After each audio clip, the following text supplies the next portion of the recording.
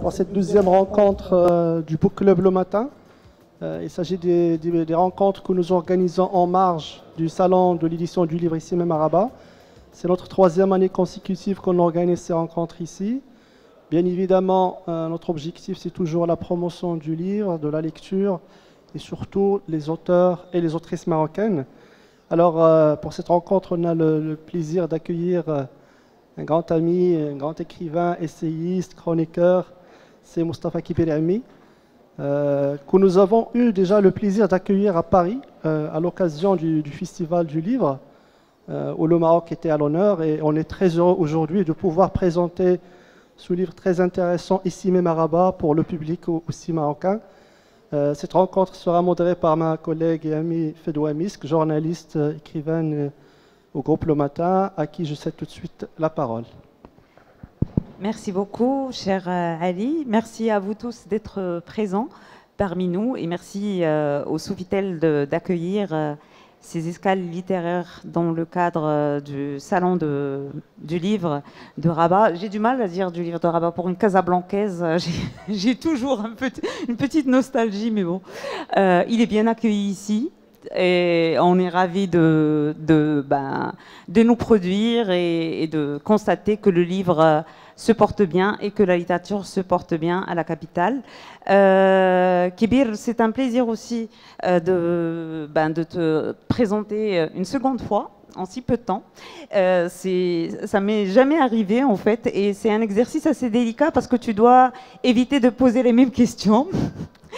Et je vais essayer de présenter le livre autrement, d'autant plus que j'ai eu plus de temps cette fois-ci pour le lire et pour bien le creuser. Et cette fois-ci, contrairement à Paris, j'aimerais garder le mystère intact.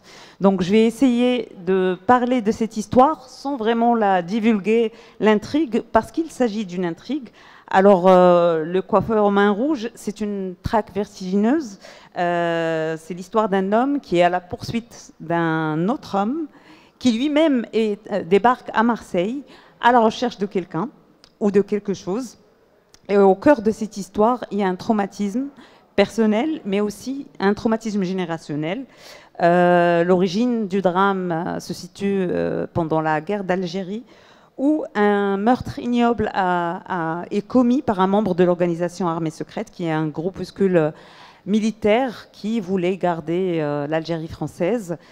Et donc ce membre de l'organisation Armée Secrète va égorger un Algérien devant les yeux de son fils.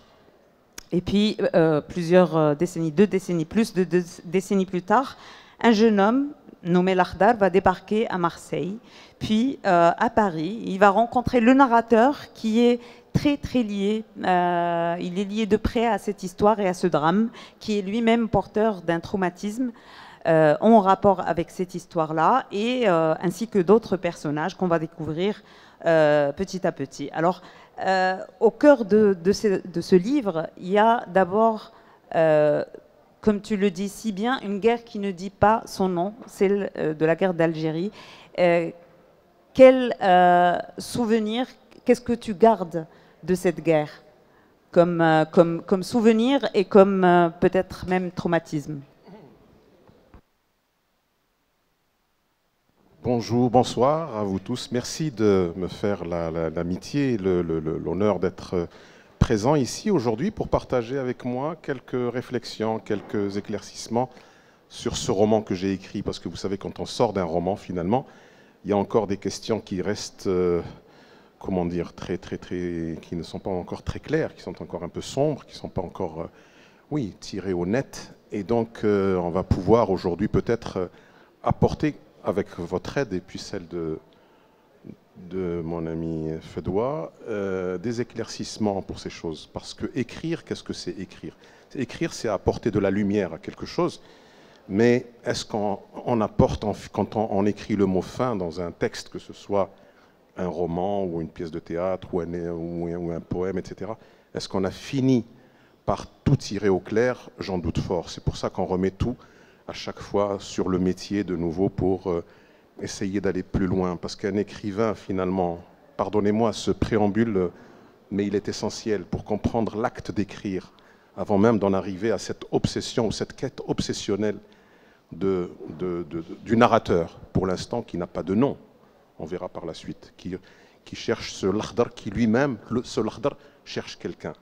Écrire, c'est apporter de la lumière, c'est essayer de voir clair en soi, c'est essayer de voir qui on est ou qui on peut être. Qui est-on? Ça a été déjà dit par les plus grands et par le plus grand des plus grands, n'est-ce pas? Connais-toi toi-même, et comment on peut se connaître soi-même? C'est en connaissant les autres, en allant vers les autres. C'est ça l'acte d'écrire. Et finalement, dans cet acte d'écrire, dans cette histoire, il y a en filigrane, je raconte l'histoire, je raconte une traque, mais il y a en filigrane un questionnement sur l'acte d'écrire, l'acte d'exister, l'acte de se connaître en connaissant les autres. Vous ayant dit cela maintenant, ce préambule, qui n'était pas prévu du tout, j'en viens à la question de Fedwa. Ce que j'ai comme souvenir de la guerre d'Algérie, et encore une fois avant de dire cela, une toute petite précision. Il ne s'agit pas d'un roman algérien ou d'un roman franco-algérien. C'est un roman français, c'est un roman franco-français.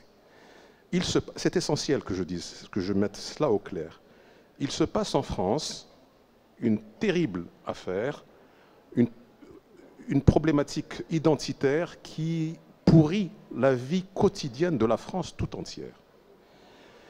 Ces questionnements identitaires, de faux questionnements quelquefois identitaires, qui sont empoisonnés par de fausses choses, on n'a pas le temps aujourd'hui d'en parler, il appartient aussi aux anthropologues et aux sociologues et aux psychanalystes de se pencher là-dessus, et non pas un romancier. Un romancier apporte simplement sa part de subjectivité pour essayer justement d'apporter un éclairage ou donner de la matière à tous les spécialistes que je viens de citer pour essayer de voir clair.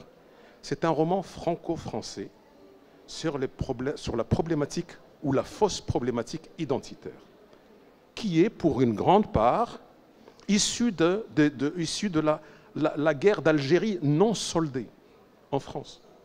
Il y a aujourd'hui des populations qui n'ont rien à voir avec l'Algérie, des jeunes et des moins jeunes qui sont concernés par cette affaire. Donc cela, encore une fois, c'était important. C'est maintenant que je vais répondre à ta question. La guerre d'Algérie, si tu veux ma réponse directe, personnelle, mon père était algérien. J'ai bien dit mon père. Moi, je ne peux pas parler d'Algérie, je ne peux pas parler des Algériens. Je n'ai pas vécu en Algérie, je ne connais pas l'Algérie. Mon père était algérien. Mon père est mort le jour de l'indépendance. Comme tout Algérien ou comme tout citoyen qui, dans le pays est occupé, il rêvait de l'indépendance de son pays. C'est facile à imaginer, à concevoir. J'ai comme souvenir, puisque tu m'as demandé un souvenir personnel, le souvenir d'un petit enfant qui avait 9 ans et demi, j'allais sur mes 10 ans. Et à 20 h, il y avait les informations et mon père m'a demandé de lui allumer la radio. J'ai allumé la radio, mon père a entendu aux informations que son pays était indépendant. Vous savez, ça a duré pendant quelques semaines, puis ensuite la célébration officielle de l'indépendance de l'Algérie. Donc je suis à côté de lui, à 20 h, il écoute les informations, il était alité parce qu'il était malade. Et à 23 h, mon père s'est éteint. Donc, voyez pour moi la guerre d'Algérie, ce que c'est, l'indépendance de l'Algérie, ce que c'est, le lendemain. Il y a eu une liesse populaire absolument incroyable. Je le dis et je le redis très souvent. Je l'ai redit dans la lettre ouverte que j'ai adressée avec beaucoup de respect au président Tebboune, quand j'ai regretté la rupture des relations diplomatiques avec le Maroc, parce que je me rappelle que c'était la fête à Teza, comme dans de nombreuses villes au Maroc, j'en suis sûr, mais en tout cas à Teza, j'ai encore des souvenirs, j'ai quelques amis de Teza avec moi aujourd'hui, qui me font l'amitié de venir assister à cette rencontre, qui se souviennent de ce moment. Sauf que vous imaginez que pour nous, dans notre famille, le cœur n'était pas à la fête. Et pour conclure cette réponse à la première question de Fedwa, je découvre un jour dans la banlieue sud de Paris une plaque qui est assez courante, mais ce jour-là, je l'ai vue comme je ne l'avais jamais vue auparavant. 19 mars 1962. Et cette image, cette plaque, claque devant mes yeux. Et tout se met en marche. Je vois la veille de l'indépendance de l'Algérie, je vois la mort de mon père, je vois les problèmes non soldés identitaires de la France. Vous voyez, c'est tout ce mélange-là, finalement, qui mettent quelque chose en marche en vous et qui vous obsède au point où vous ne pouvez plus être un homme ou une femme si vous n'avez pas mis au clair certaines choses. Écrire, c'est mettre cela au clair. Vous comprenez maintenant le sens du préambule avec lequel j'ai commencé cela. Merci pour toutes ces explications. Maintenant, tu as parlé de ce problème justement identitaire. Tu aurais pu choisir de faire parler un Algérien, un Franco-Algérien de deuxième génération ou de troisième génération, mais tu as fait parler un Français. Alors pourquoi justement parler de cette histoire-là du point de vue d'un Français ? Parce que, d'une part, c'est une histoire franco-française pour l'ancrer vraiment dans la réalité, dans le paysage français. Je ne voulais pas que l'histoire soit instrumentalisée en France par certains esprits, pour aller très vite, et pour en faire une autre histoire que je ne souhaitais pas écrire. Deuxièmement, comme je disais tout à l'heure, je ne vis pas en Algérie, je ne suis pas légitime pour parler de choses qui se passent en Algérie. En revanche, un Français, oui. Je vis en France depuis très longtemps. Mes enfants sont en France. Mes petits-enfants sont en France. C'est-à-dire que j'ai un droit de regard. J'ai une expérience de ce pays qui me permet de faire parler un narrateur. Donc le narrateur, de bout en bout, c'est un narrateur français, franco-français. Donc voilà ce que je voulais dire.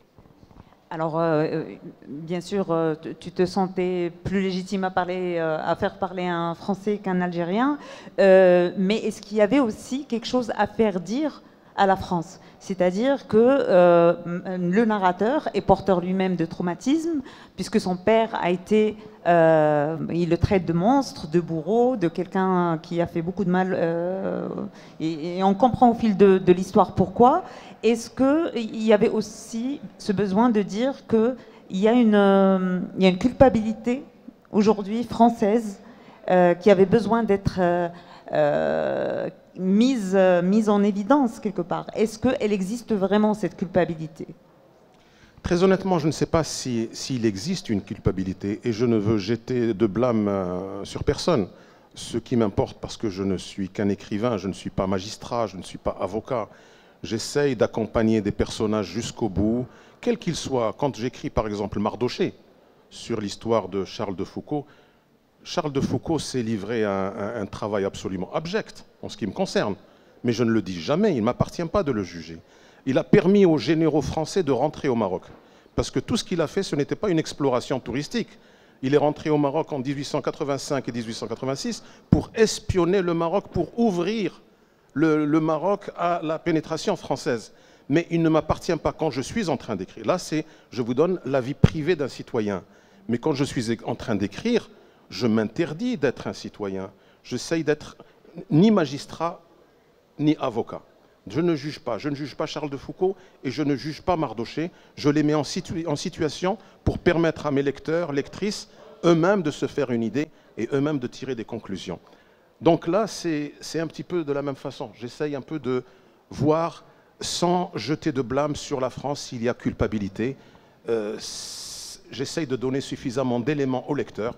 La seule chose que j'ai faite, et que je peux livrer ici, parce que vraiment c'était un travail, me semble-t-il, très important et ardu, je l'avoue, et j'espère, je souhaite que les lecteurs et les lectrices seront sensibles à cela.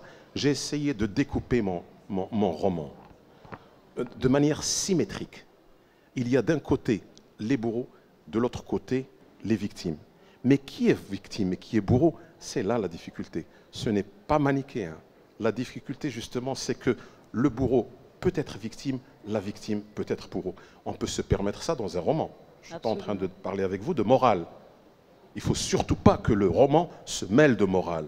Le romancier est quelqu'un qui va dans des ténèbres. Il faut lui accorder cette possibilité d'aller fouiller là où on ne doit pas aller en temps ordinaire. Donc c'est cette complexité. C'est-à-dire, vous voyez cette symétrie, narrateur français, et puis de l'autre côté ce Lakhdar, manifestement algérien qui arrive. C'est cette chose que je voulais faire. On traite une thématique actuelle qui est celle de l'identité, une thématique aussi historique, celle de la guerre, à travers des traumatismes et des blessures personnelles. Est-ce que le rôle d'un romancier, justement, est de sonder l'intime pour parler de la grande histoire, ou alors c'est un choix où on peut faire exactement le contraire, parler de la grande histoire et puis s'attarder sur quelques personnages. C'est-à-dire, est-ce que c'est le fait que tu sois romancier qui t'a fait adopter cette approche-là? Tu as tout à fait raison. Je crois que ce que tu as dit précédemment, c'est-à-dire que c'est l'intime qui va déboucher sur le général.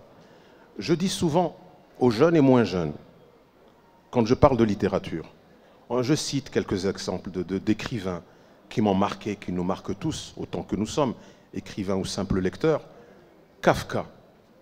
Kafka ne s'est pas dit, j'imagine, je ne l'ai jamais rencontré, mais j'imagine que Kafka ne s'est pas dit « je vais écrire sur cette espèce de labyrinthe impénétrable qu'est le monde ou qu'est l'humanité ».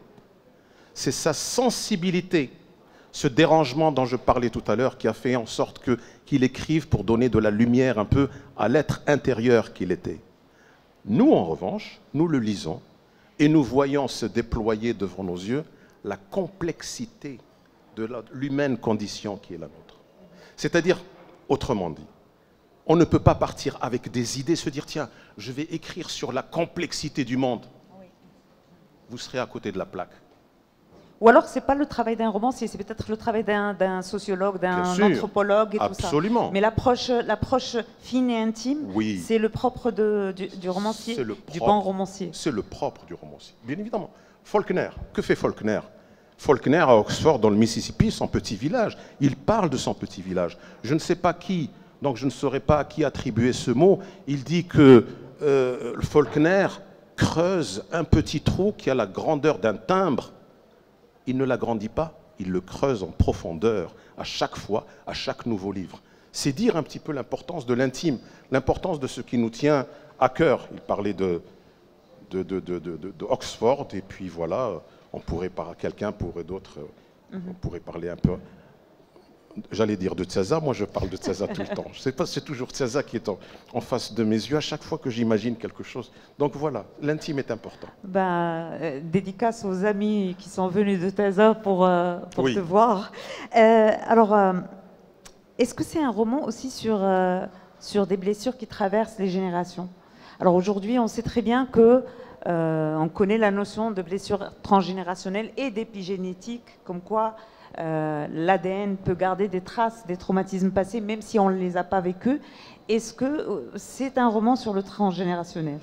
Je pense quelque part, très franchement, involontairement, ça n'a pas été fait délibérément, mais je Encore une fois. Oui, non, non, voilà. C'est ça. C'est-à-dire que je me suis rendu compte finalement que cette guerre d'Algérie, tu imagines que je ne suis pas, tu me connais suffisamment, je ne suis pas en train de parler avec mes enfants tout le temps de la guerre d'Algérie, mais c'est mes enfants qui me renvoient ça. Des fois, je me rends compte que tous les gens, tous leurs amis, je veux dire, c'est quelque chose qui était présent. Je me dis, mais on va arrêter un jour avec ça. Et puis là, j'ai des petits-enfants, mais mes petits-enfants, mon petit-fils, il a bientôt 13 ans, mais lui-même, il n'a rien à voir avec cette histoire.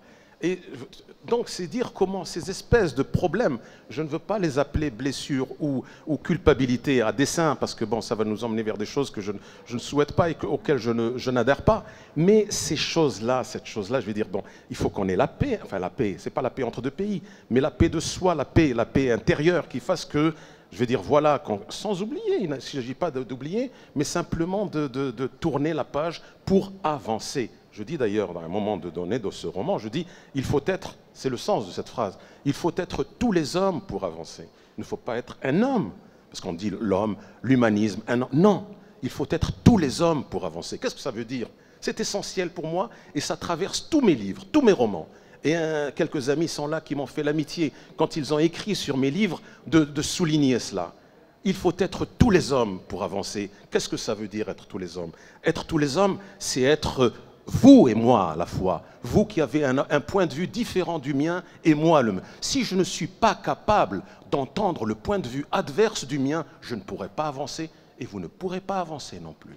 Donc vous voyez, c'est toujours dans des situations où il y a des ennemis, des adversaires, il faut être capables de s'asseoir, quelle que soit la table, autour d'une table, et pour avancer. Donc il faut être, tous les hommes, mais toutes les femmes aussi. Hein. Merci. C'est bien évidemment. C'est avec un H. Il avait peur, en fait. Non, non, de moi, avec un ça. H, vous savez, un grand H, et puis le regretté Georges Perec disait avec une grande grande H. Hein, vous savez, avec de une grande l'histoire. H, justement. Alors, j'aimerais, peut-être avant de passer aux autres personnages, parler du personnage de l'Akhdar.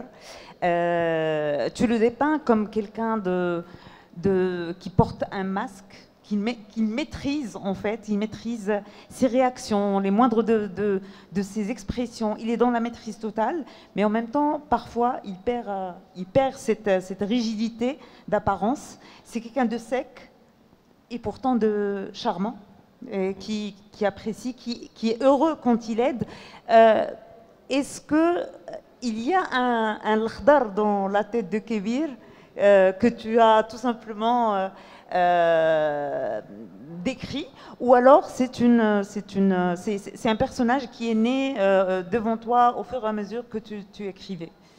J'espère qu'il n'y a pas un l'Akhdar dans ma tête. Parce que là, j'aurais moi-même très peur qu'il se réveille un jour et qu'il me fasse une coupe comme celle qu'il a faite ici dans le roman. Il ne faut pas spoiler. Mais ceci étant, je crois qu'il y a en nous tous une part, une zone d'ombre, on va dire. Je ne pense pas qu'il y ait des saints et des diables, mais je crois que l'humaine condition est faite justement de zones d'ombre et de zones de lumière. Et donc voilà, l'Akhdar porte une part de cette zone d'ombre qui est la nôtre, que nous partageons, je veux dire. Et puis vivre, c'est aussi lutter contre cette zone d'ombre pour l'inonder de lumière. Vivre, c'est essayer de vivre avec les autres. Vivre, c'est lutter contre ses passions et ses vanités. Vivre, c'est être en paix avec soi-même et avec les autres. Alors, l'un des personnages que l'on rencontre et qui est important et central dans le livre, c'est un personnage féminin cette fois-ci, Madame Robitaille, qui est un personnage clé, une figure, disons, lumineuse du livre. Est-ce qu'on peut en parler un petit peu? Oui. Alors, effectivement, c'est une femme qui vient aussi d'Algérie, qui a dû quitter l'Algérie, qu'on accusait de s'acoquiner avec des Arabes et qui était amoureuse justement de quelqu'un qu'elle va perdre malheureusement, et dont elle va retrouver la trace à travers cette rencontre avec l'Akhdar. Et c'est une femme qui s'est battue pour l'indépendance de l'Algérie. Est-ce que ces personnages-là, ces figures-là, sont légion en France? Est-ce qu'il y a beaucoup de Français qui se sont battus pour l'indépendance de l'Algérie?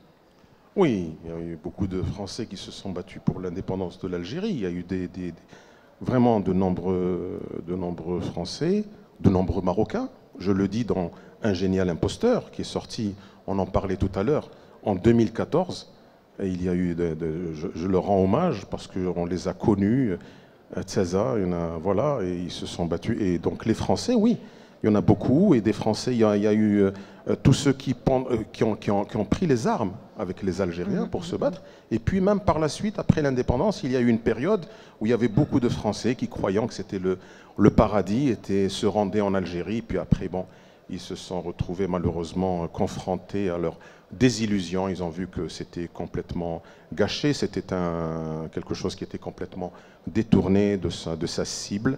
Mais il y en a eu beaucoup, et dans un poème qui va sortir, un long poème qui va sortir bientôt, enfin je pense en 2026, et qui va sortir aux éditions du Seuil, un long poème, c'est un seul poème, qui va faire 140 pages. Mais c'est un poème qui mêle l'intime à l'histoire, la grande histoire, qui mêle à l'esclavage, les colonies. Donc je me suis vraiment sur l'Afrique, mais sur l'Afrique avec avec un S à la fin, sur les Afriques, l'Afrique et le monde, parce que je ne peux pas concevoir de parler simplement d'un lieu. Donc je pars effectivement, encore une fois là, de Tzaza, parce que je parle de la naissance, je parle du pays du père qui a détourné malheureusement cette lutte pour l'indépendance. C'est dommage, parce que ça aurait pu être absolument fantastique, et qui s'en retrouve là où il est aujourd'hui, ce pays.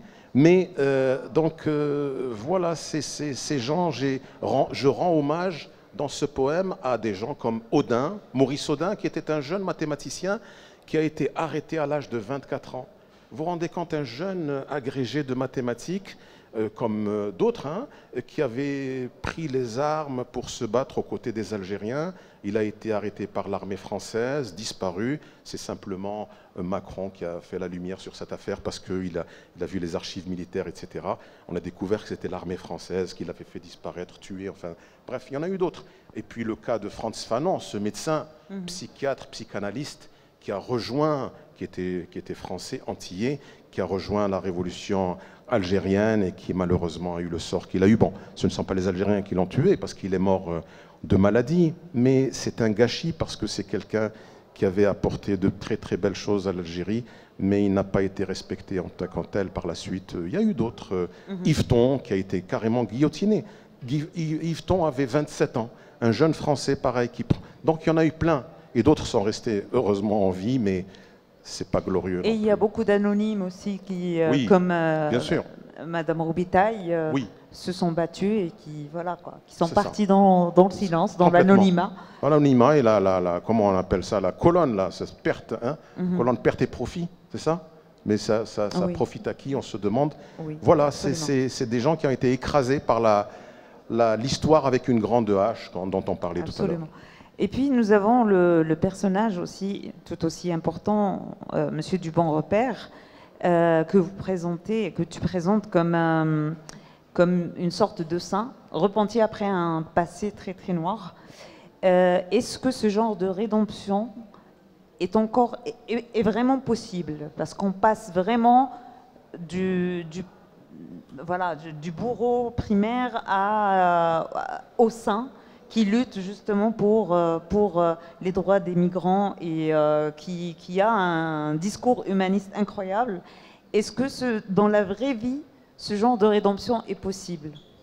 Mais est-ce que la littérature, c'est la vraie vie? La littérature, c'est la possibilité de poser des questions, toutes les questions. C'est se donner la possibilité de poser toutes les questions, à commencer par celles qui dérangent. Ouais.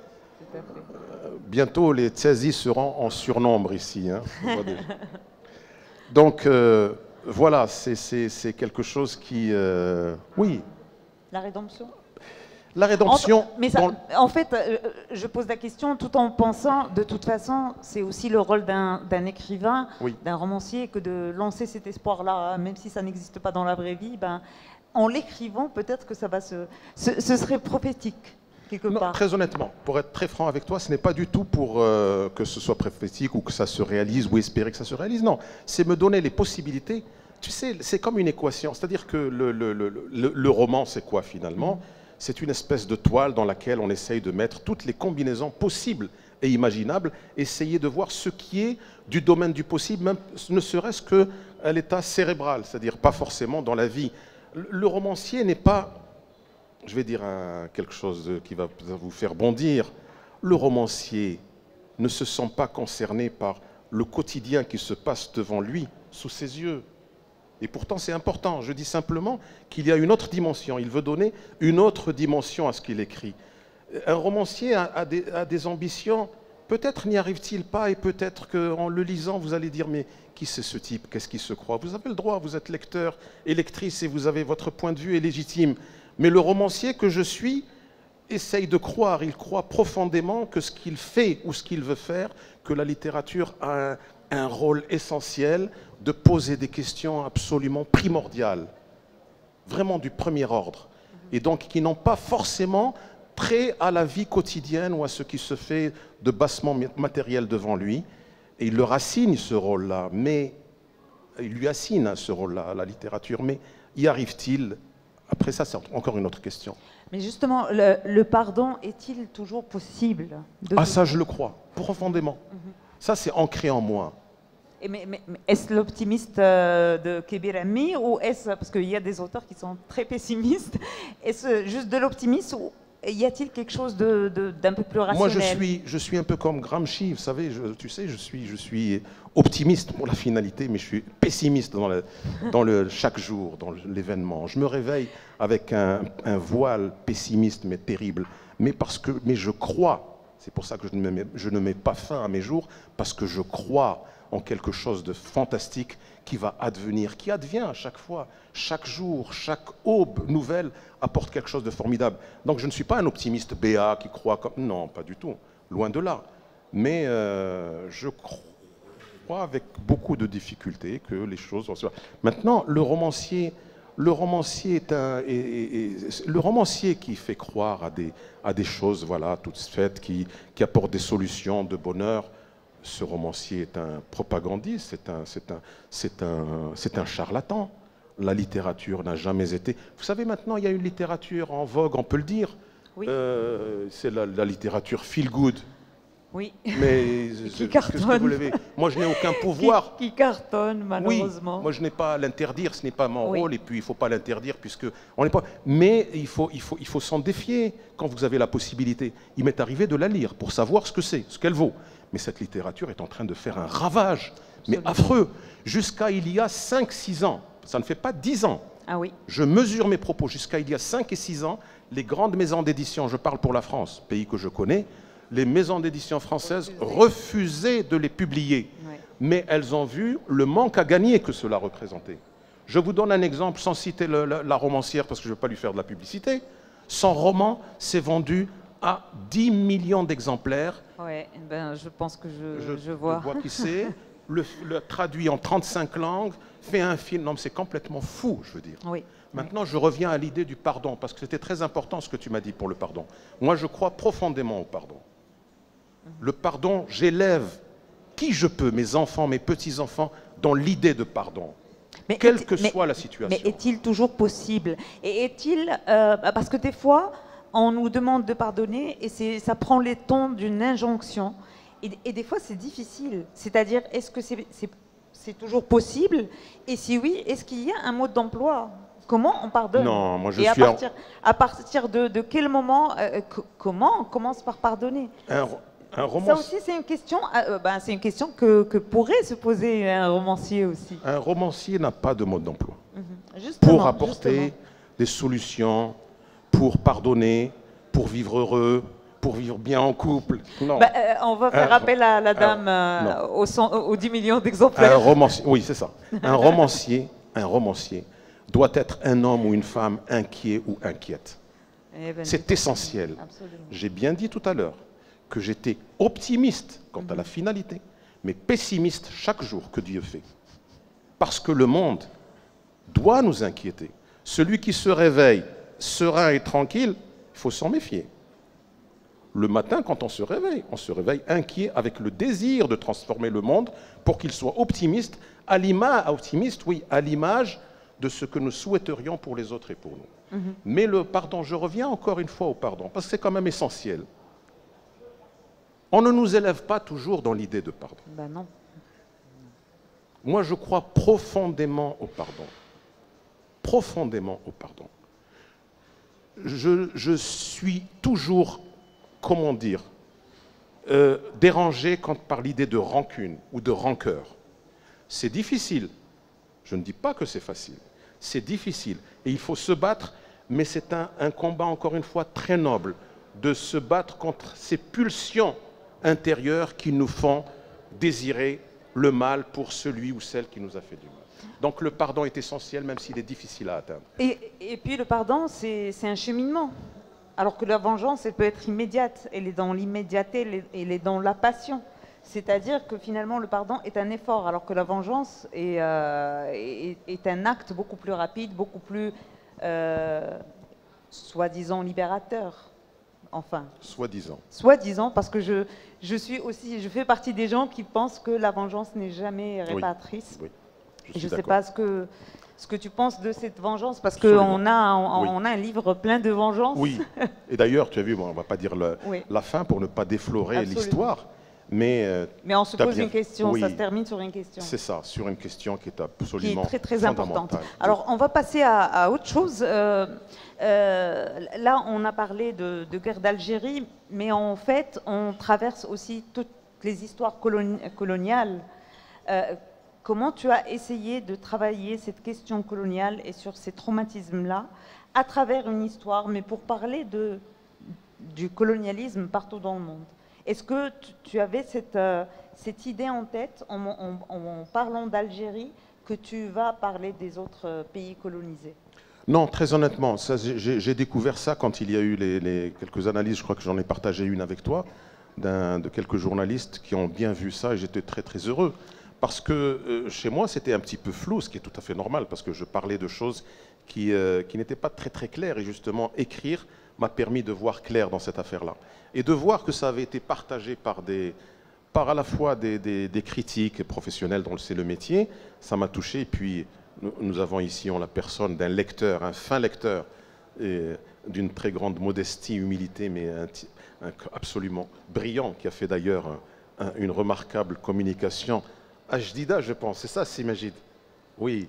Et il a sorti des choses, mais qui m'ont ébloui, parce qu'elle prenait sens sous mes yeux de ce qu'il avait écrit à partir du coiffeur. Et c'est du bonheur, parce qu'il ne connaissait pas le texte d'autres journalistes, il ne les avait pas encore vus, et ça se recoupait, parce que justement, c'est cette problématique-là qu'il a mise en lumière. Et donc, moi, je ne les avais pas. Moi, je ne les avais pas en tête, très honnêtement. Mais de toute façon, ça se recoupe. Et je t'avais posé une question à Paris sur le conflit israélo-palestinien qui en fait reprend exactement la même problématique. Bien sûr. Sur la vengeance, le pardon qui a commencé et qui va justement tendre la main pour ce pardon et pour cette réconciliation. Est-ce que c'est possible ou pas? Bien sûr. Et je pense que c'est possible. Je pense que c'est possible. Moi, je suis quelqu'un qui, encore une fois, j'ai dit tout à l'heure, il faut être tous les hommes et toutes les femmes. Hein. Vraiment, je veux dire, tous les conflits, oui, entre Israéliens et Palestiniens. Il faut voir, je veux dire, vous savez, on aurait pu naître, qui que nous soyons, de tous les bords possibles et imaginables. Je veux dire, voilà. Et c'est pour ça qu'il faut toujours considérer le point de vue de l'autre, la vérité de l'autre. Ma vérité ne vaut que si elle est validée par l'autre et vice-versa. Sinon, c'est une vérité tronquée, c'est une vérité qui n'a pas beaucoup de sens. Donc c'est essentiel. J'ai écrit d'ailleurs à ce propos un poème qui est assez long, qui s'appelle « Dessine-moi une Palestine heureuse ». Vous voyez déjà dans le sens, ce n'est pas revanchard, ce n'est pas aigri, ce n'est pas violent, ce n'est pas haineux. C'est « dessine-moi ». Vous vous rappelez, vous entendez un petit peu le « dessine-moi un mouton » de Saint-Exupéry.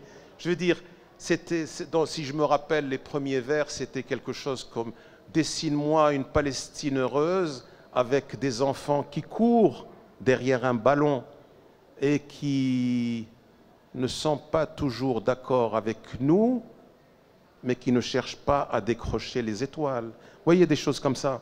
Donc, et puis une Palestine heureuse, comme nous tous, qui a le droit d'aller se coucher le soir, de se mettre au lit. Vous voyez, c'est des choses qui sont essentielles. Je voulais réunir toutes ces choses dans un poème et qui ne nie pas l'existence des autres, qui affirme une existence, qui affirme une vérité, mais qui ne nie pas la vérité de l'autre et qui ne nie pas l'existence de l'autre. Nous ne pouvons pas vivre dans un monde qui soit simplement à l'image tronquée qu'on se ferait du monde.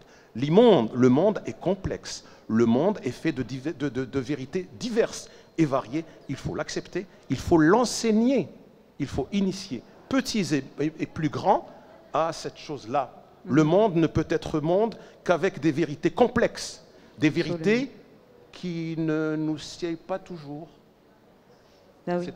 C'est aussi... le métier de vivre est difficile. Exactement. C'est la maturité aussi de vivre. Oui, disait le poète, je vais le citer parce que c'est un poète essentiel pour moi, César Pavese. Je ne lis pas l'italien, donc je prononce mal, mais le dur métier de vivre.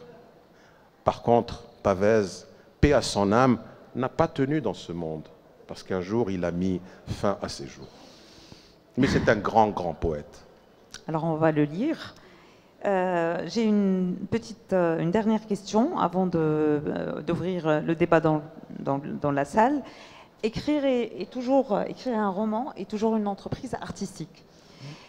Et quand un roman est d'abord porteur d'une obsession, d'une histoire qui l'obsède, à quel niveau intervient le métier d'écrivain et à quel moment intervient l'art d'écrire? Est-ce au niveau de la conception de l'histoire, ou alors c'est quelque chose qui vient au fur et à mesure, ou qui intervient à la fin, au moment de la réécriture, le refignolage du texte et tout ça? Alors, et là, je parle, en fait, je pose la question à Kébir Ammi, romancier, pour nous dévoiler ses secrets d'écriture. Oui. Une écriture qui est très très belle, juste pour... Mais tu poses des questions trop difficiles. Non, c'est pas difficile du tout. Parce que écrire, tu crois que les gens se posent toutes ces questions quand ils écrivent? Celui qui se pose ces questions n'écrit pas. Il a le temps, il a du temps à perdre. Il est critique. Il a du temps à perdre. L'écrivain, il est critique en général. L'écrivain est tellement porteur d'un fardeau tellement lourd, il ne veut se débarrasser que de son fardeau. Il ne s'embarrasse d'aucune question de cet ordre. Mais je sais que tu es suffisamment maligne, tu me poses ça pour me pousser dans mes derniers retranchements, pour que je te livre la vérité sur mon monde intérieur, sur mon écriture. Dans ce que tu as dit, c'est très juste ce que tu as dit. Il fallait juste ajouter une toute petite chose, mais tu le sais, j'en suis sûr. C'est qu'écrire, certes, cette obsession, mais elle est physique aussi. Absolument. Et c'est un effort. C'est un effort physique énorme. Absolument. Écrire est un plaisir, indéniablement. Pas que. Indéniablement. Mais écrire demande un sacrifice énorme. Vous ne sortez pas à profiter du soleil ou du jardin, vous restez enfermé dans une pièce sombre en train d'écrire. Vous vous réveillez la nuit parce qu'il y a quelque chose qui vous traverse l'esprit et vous allez dans votre bureau ou je ne sais pas, pour écrire ou vous notez ça à côté. Écrire pendant plusieurs mois, vous vous rendez compte un petit peu ce monde, toutes ces obsessions qui sont dans votre esprit qui ne vous laissent pas en paix. Encore une fois, je pense à Pessoa, l'écrivain portugais, quand il parlait de l'intranquillité. C'est toute cette inquiétude-là, physique et psychologique, qui ne laisse pas en paix, qui appartient à l'art d'écrire. Mais il y a aussi une certaine exigence de la beauté du texte, oui. Un travail sur le style, qu'on le veuille ou pas, hein, à moins que Kébir Ammi écrive d'un coup un texte magnifique. C'est possible, hein, il y a des gens qui sont plus génies que d'autres. Il y a des gens qui sont très doués. Il y a des gens qui sont des génies, qui vont écrire d'une fois, qui ne vont pas se relire. Alors justement, qu'en est-il de Kébir? Est-ce que ce travail de relecture, de fignolage est quelque chose qui t'épuise? Alors, là, je vais vous faire un aveu. Comme vous n'allez pas le répéter en partant, on est filmé. Ça m'encourage à vous le dire. Quelquefois, il m'arrive, je l'ai dit souvent aux jeunes qui sont en train d'écrire, et je l'ai dit à Paris d'ailleurs, je crois qu'on était ensemble à cette occasion-là, et je vous assure qu'il m'arrive d'écrire des pages et des pages, je les revisite le lendemain ou le surlendemain ou la semaine d'après, et de ne vouloir qu'une chose quand je les relis, c'est de les détruire et de souhaiter que personne ne les voie. Parce que c'est affreux, je me dis, mais mince alors. Donc je le dis parce que je dis surtout aux jeunes quand ils veulent écrire, je leur dis, ne vous découragez pas, c'est comme ça l'acte d'écrire. Tout n'est pas toujours bon. Tout n'est pas toujours bon. Un écrivain n'est pas quelqu'un qui claque des doigts comme ça et dont le texte sort magnifique ou prêt à être lu ou à être publié. Donc ça m'arrive, bien sûr, et je travaille, oui, je travaille mon texte, bien sûr. Je travaille la langue, j'aime la langue, j'aime les mots. J'étais petit, il m'est arrivé d'être petit, vous savez, et j'aimais la langue, j'aimais les mots, j'aimais les rédactions, j'aimais voilà, toutes ces choses-là. Et j'aime la langue et les langues. C'est quelque chose qui à mon oreille est très très agréable. Je lis, je me relis à haute voix, parce que c'est important. Tu connais l'exemple de Flaubert, mais pas seulement. D'autres l'ont pratiqué également. Donc la langue, elle est travaillée, retravaillée, ciselée à ma manière. Chacun a sa propre timbre, n'est-ce pas? Et puis, oui, il y a du travail, bien évidemment. Alors, pour finir, j'aimerais que tu nous lises justement un petit extrait choisi par mes soins et qui va aussi nous donner une idée sur ce travail de la langue, mais aussi sur la thématique, sur le manichéisme quelque part, et sur la vengeance, et sur le mal, et tout ça. Et juste après, nous allons ouvrir le débat dans la salle pour avoir vos commentaires et vos questions. Merci. J'ai tout mon temps maintenant pour essayer de comprendre ce qui peut pousser un homme à un acte désespéré. Qu'est-ce qui fait qu'à un moment de notre vie, on ne croit plus en rien? Qu'est-ce qui fait qu'on ne croit qu'au pouvoir de destruction? Qu'est-ce qui fait qu'on croit parfois qu'on ne peut bâtir qu'en détruisant? Peut-on prêcher le mal pour cueillir le bien? Peut-on réparer le mal par le mal? Peut-on tout détruire pour bâtir de nouveau? Peut-on bâtir sur des ruines? Ce ne sont que des ruines qu'on peut ériger sur des ruines. Que des ruines. Un homme ne peut être, quel qu'il soit, ni la justice, ni le bras armé de la justice. Un homme n'est qu'un homme. Un concours de circonstances. Un homme est une somme de choix qu'il n'a jamais fait, une addition d'incertitude et de hasard. Ça, c'est un chapitre, un petit chapitre. Merci beaucoup. Merci beaucoup, Kébir. Alors, messieurs, dames, la parole est à vous. Si vous avez des questions, des commentaires. Monsieur, il y a une... Non. Alors, une petite question, pas sur le livre, mais sur le pardon. Quelle est pour toi la place de l'oubli dans le pardon? Est-ce qu'il est nécessaire d'oublier pour pardonner? Oui, vas-y, vas-y. Le monsieur là, Je crois qu'il n'est pas, très franchement, là oui. Non, il n'est pas nécessaire d'oublier, je pense, pour pardonner, puisque je pense aux pays, tous les conflits qu'il y a eu entre tous les pays du monde, entre tous les peuples. On peut garder le souvenir d'un événement. Il s'est passé des choses atroces dans le monde. L'esclavage, des milliers, voire des millions de personnes ont été déplacées depuis l'Afrique jusqu'en Amérique pour être soumis en esclavage. Il ne s'agit pas d'oublier, il ne faut pas oublier. Ce serait perpétrer un deuxième crime. Mais pardonner, oui, mais sans oublier.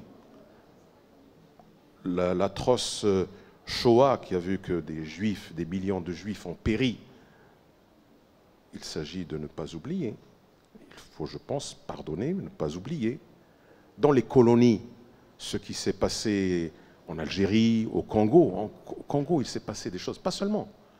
Mais je me rappelle, puisqu'on parlait tout à l'heure de l'enfance, Patrice Lumumba, j'étais petit, et quand j'ai appris comme ça, j'avais 10, 11 ans peut-être, quand j'ai appris sa mort, je me rappelle, parce qu'à l'époque, il n'y avait pas la télévision, il n'y avait que la radio et les journaux, vous savez, les crieurs publics avec les journaux. Et je me rappelle comment le marchand de journaux avait révélé, avait annoncé la mort de Patrice Lumumba, le Congolais. Bon, pour vous dire que toutes ces choses affreuses qui ont été commises ici et là dans de nombreux pays, en Amérique du Sud, les populations autochtones qui ont été massacrées, en Amérique, les populations indiennes, on ne peut pas oublier, mais il faut pardonner, bien évidemment. Sinon, on n'avance pas.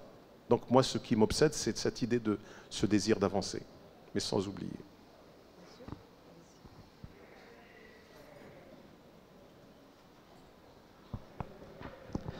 D'abord, je vous félicite pour cette belle histoire de votre roman. J'ai trop entendu Taza, dire Taza. Alors moi, je fais partie je suis originaire de Berkane. Berkane est une ville frontalière à côté de Saïdia et Oujda et tout. Donc je peux vous dire que vous n'avez pas cité les zones frontalières qui ont trop participé de près pour l'indépendance de l'Algérie. Moi, j'ai trop côtoyé, Allah yarhamou, mon grand-père, qui était parmi les gens qui ont pris les armes avec les Algériens, à côté des Algériens. Bon, d'abord, je voulais vous dire que Berkane était la base arrière de l'indépendance algérienne.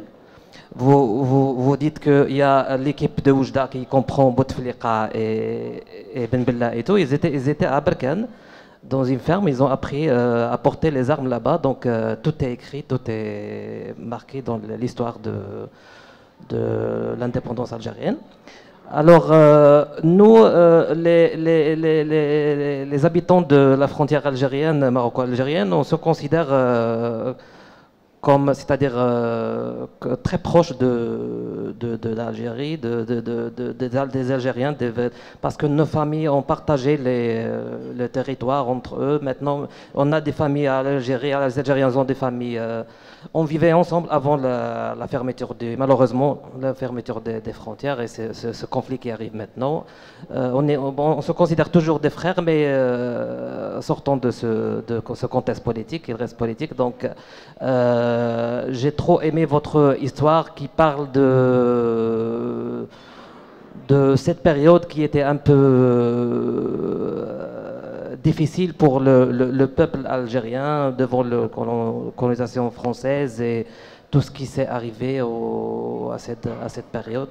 Merci, monsieur. Donc, voilà, merci. On vous remercie. Madame, vous pouvez prendre. Il y a une question. Bonjour. Moi, j'ai juste une petite question. Quand un auteur, un écrivain se saisit d'éléments de l'histoire pour projeter de la lumière, des choses, comment il gère les déformations, les transformations faites à l'histoire? Et là, je parle notamment de la guerre d'Algérie, parce qu'on sait bien que certains éléments de l'histoire ont été déformés pour servir des agendas politiques. Donc, comment l'écrivain jongle et essaye un petit peu de traiter donc, ces déformations? Merci. Votre question est légitime, mais il faudrait poser la question à quelqu'un qui s'attaque à ce genre d'histoire. Moi, ce n'est pas du tout le propos ni de ce livre, ni de mes autres livres. Le seul livre que j'ai écrit qui approcherait un petit peu de ce que vous êtes en train de dire, mais encore une fois, qui part de l'intime, qui ne parle pas de la grande histoire. Je ne crois pas aux livres, aux romans, au pluriel, je ne crois pas aux romans qui s'attaquent comme ça à quelque chose de global, quelque chose de général. Je n'y crois pas. Mais celui de mes romans qui s'approche le plus de la question que vous posez, c'est Un génial imposteur, au Mercure de France, que j'ai publié en 2014. Mais encore une fois, je pars de l'intime, c'est-à-dire je n'avais aucunement l'intention de rectifier l'histoire de l'Algérie ou de quelque autre pays. Hein, voyez, je pars vraiment toujours d'un point de vue personnel, subjectif, intime.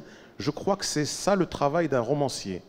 Et là, je l'affirme. J'affirme rarement, mais ça, je l'affirme. Un romancier qui part du général, un romancier qui part de l'histoire, la grande histoire, soit c'est un mauvais romancier, soit c'est un romancier imprudent qui va se casser le nez. Vous ne pouvez pas, ça c'est le travail de l'historien, c'est le travail de l'anthropologue, c'est le travail du sociologue, c'est le travail du philosophe. Un romancier part d'une toute petite histoire, un romancier sait dire, il a ouvert la bouteille, il a pris le verre, il a versé, vous comprenez? C'est ça le romancier. Mais c'est certainement pas l'histoire, donc c'est vraiment pas du tout mon objet. Et quand vous aurez lu mon livre, si vous lisez ce livre, vous verrez que ce sont des histoires très intimes et très subjectives. Bonsoir. Moi, c'est le titre qui m'intrigue, évidemment. J'imagine ce que ça peut bien vouloir dire. Je n'ai pas encore lu le livre. Est-ce que vous pouvez nous en dire un peu plus?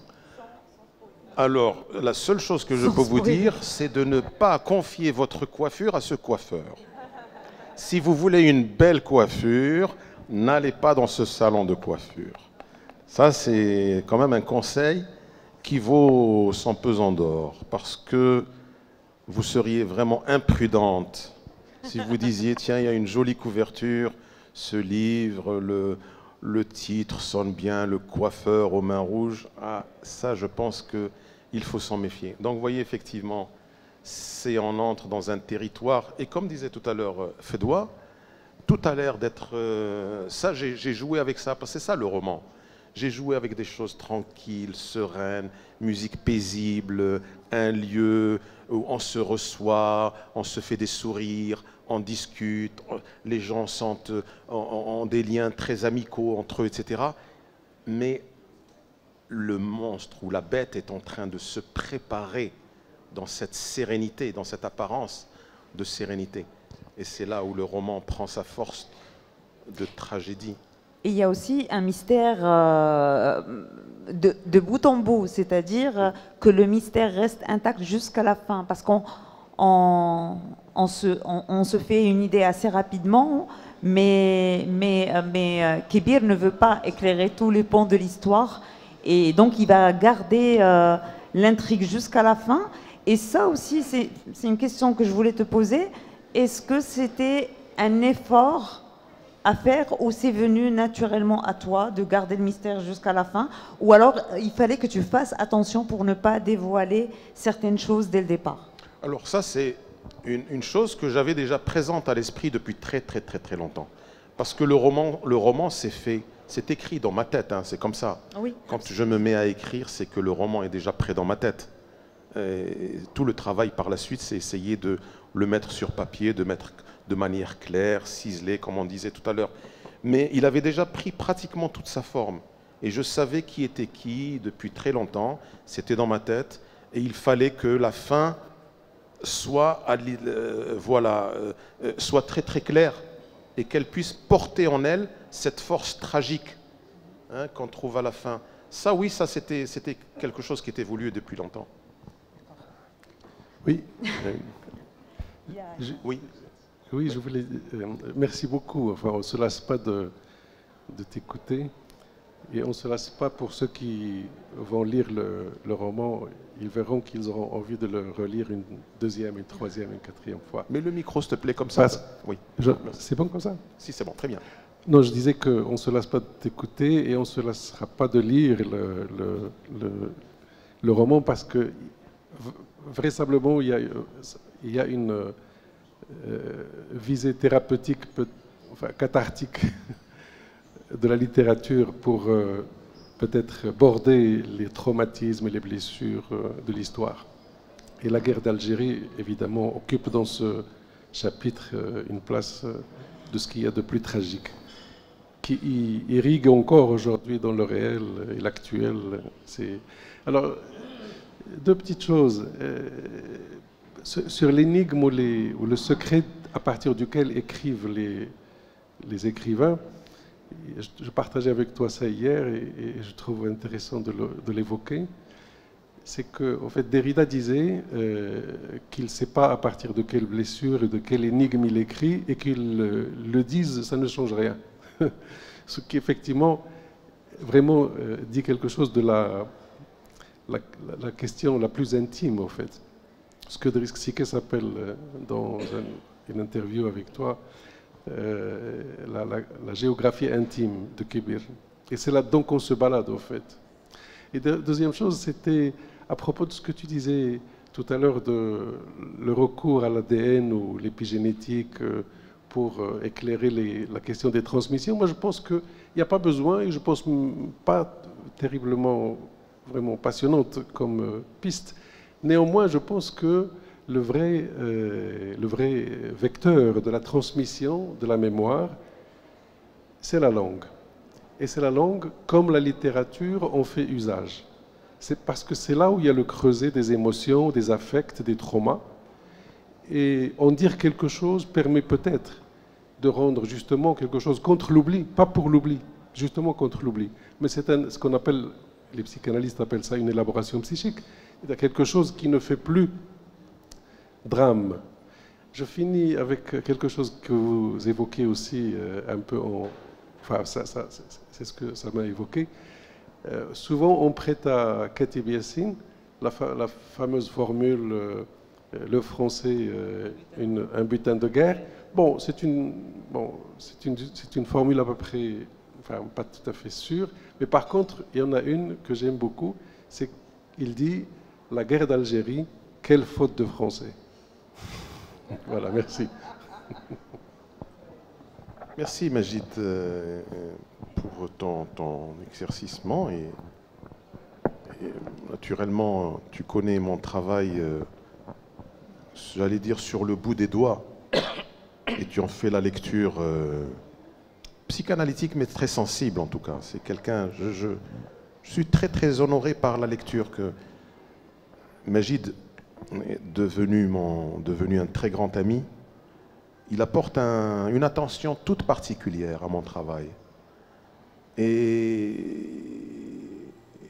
je souhaiterais que des professeurs d'université en littérature puissent être capables d'un tel travail, pas forcément pour mes œuvres, mais pour les œuvres en général, parce qu'il se penche, il lit, mais il me sort des fois des choses avec preuve à l'appui, des choses que j'ai pu écrire, parce qu'il lit et relit les textes. Sur Mardoché, par exemple, il a produit des choses absolument fabuleuses. Et je crois savoir d'ailleurs que ça va être publié, ce que tu as écrit, tu as prononcé Al-Jadida, c'est ça la communication que tu as faite? Oui, oui. Bientôt, oui. Donc c'est un honneur quand on est lu et perçu comme ça par un lecteur avec une aussi grande à la fois intelligence et sensibilité. Tu voulais? Oui, deux mots m'ont fait un peu presque vibrer, deux termes qui ont rempli un peu cet espace, c'est le terme ou le mot, le pardon et l'oubli. Alors pour le pardon, je crois qu'on a un acte inaugural de notre histoire contemporaine pour dire ô combien ce pardon est, je dirais, inoxydablement l'avenir de l'humanité. C'est le pardon qu'a accordé Nelson Mandela lorsque, devant toutes les atrocités qu'a subi son peuple, et dans ses mémoires, Mandela, que j'ai eu l'immense privilège de rencontrer quand je préparais un document sur Abdel Benazi, le colosse de Oujda, et donc il était en Afrique du Sud, puisqu'il était l'entraîneur du sport le plus chauvin, le plus franchouillard qui est le rugby. C'est le capitaine de l'équipe de rugby. Et donc je préparais un portrait, et donc il était le capitaine de l'équipe de France quand il était en Afrique du Sud. Il restera à jamais. C'est comme ça que Nelson Mandela a préfacé son livre, parce qu'il a raté l'essai.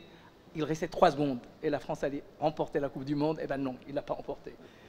Et donc, Nelson Mandela raconte dans ses mémoires, dans sa petite cellule de 3 mètres sur 2, dans laquelle il a vécu pendant 23 ans. Lui qui faisait 1,98 m, voire 2 mètres.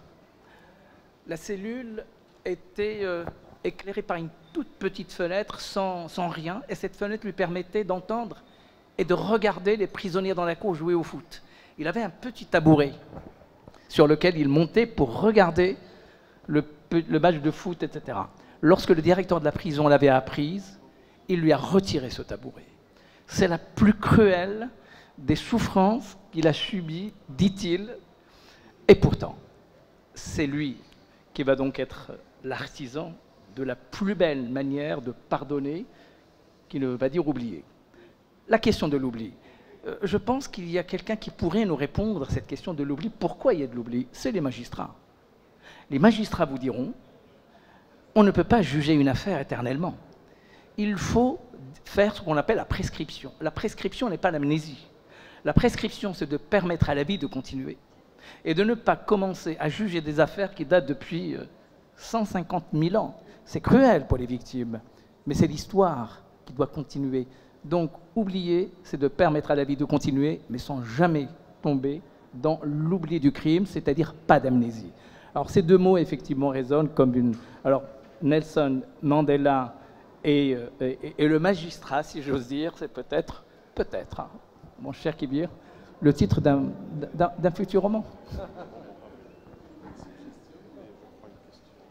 Il y a une dernière question.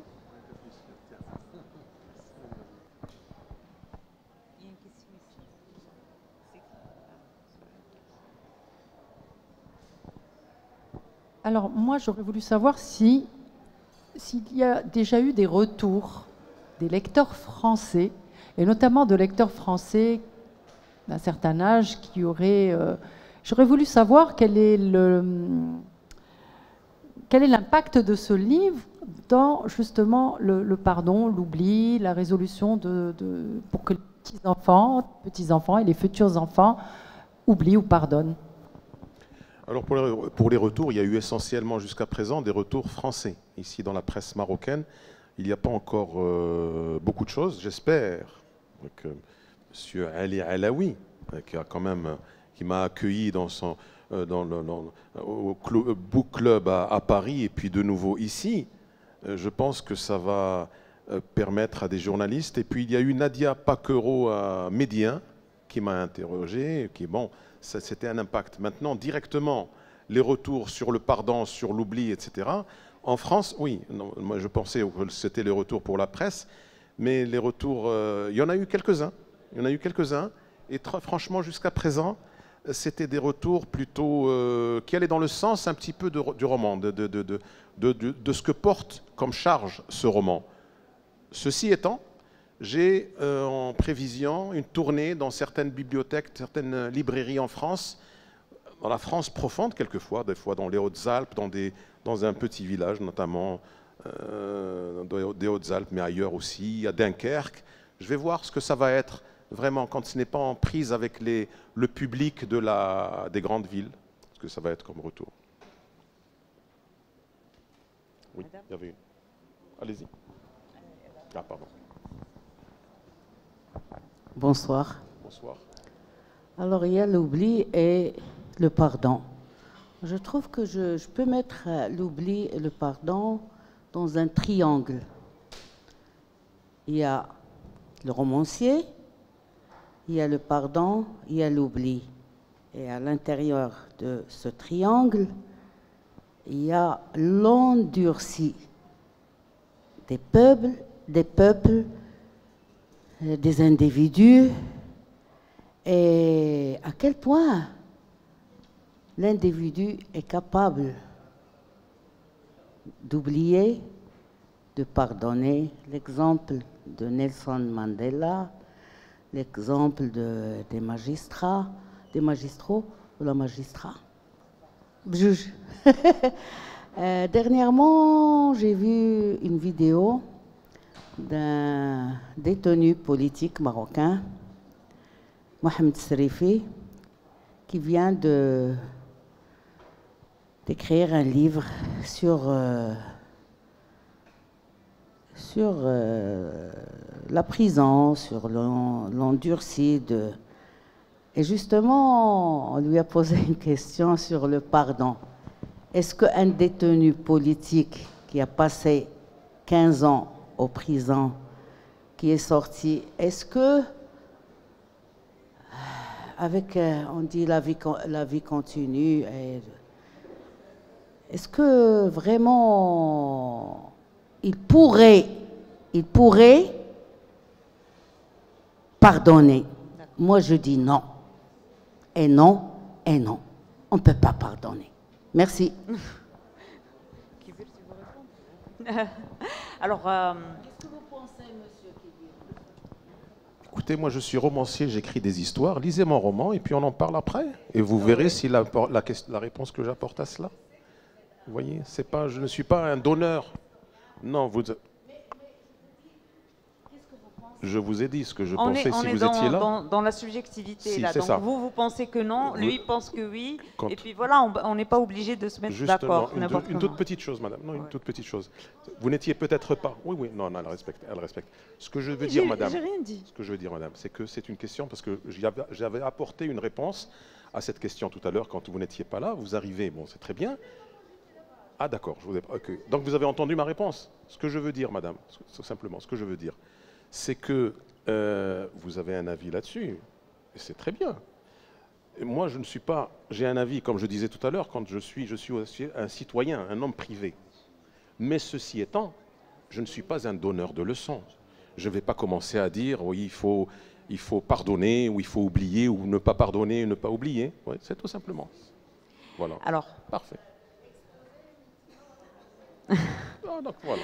Merci beaucoup, merci mesdames et messieurs.